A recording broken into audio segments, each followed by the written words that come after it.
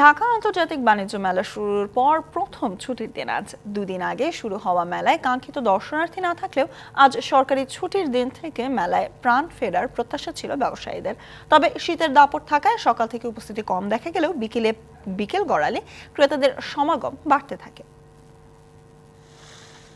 সাধারণত ছুটির দিনগুলোতে দর্শনার্থী মুখর থাকে মেলা প্রাঙ্গণ, কিন্তু পূর্বাচলের বাংলাদেশ চায়না ফ্রেন্ডশিপ এক্সিবিশন সেন্টারে আয়োজিত আন্তর্জাতিক বাণিজ্য মেলা শুরুর পর প্রথম শুক্রবারেই দেখা যায় ভিন্ন চিত্র। সকাল 10টায় মেলার গেট খুললেও দেখা মেলেনি দর্শনার্থীর।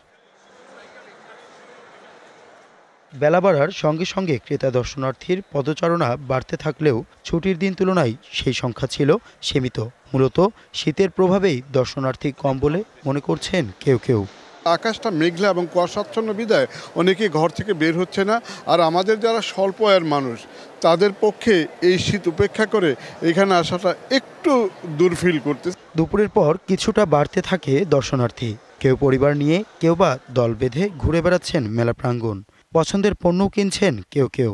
জুতা বা ব্যাগ দেখবো আর কি, ছোটখাটো কিছু দেখলে পছন্দ হলে কিনে ফেলবো। পরবর্তীতে আমরা সবাই একসাথে আসবো ফ্রেন্ডরা। 1 জানুয়ারি থেকে মাসব্যাপী এই মেলা চললেও এখনও বেশ কিছু স্টলে চলছে নির্মাণ কাজ। অনেক স্টলে নির্মাণ কাজ শেষে চলছে পণ্য গোছানোর প্রস্তুতি।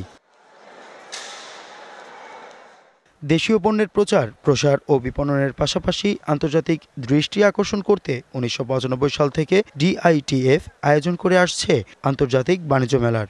মাসব্যাপী এই মেলা সকাল 10টা থেকে রাত 9টা পর্যন্ত চলবে, আর সাপ্তাহিক ছুটির দিনগুলোতে চলবে রাত 10টা পর্যন্ত। মোহাম্মদ আল হাসিব, ডিবিসি নিউজ, ঢাকা।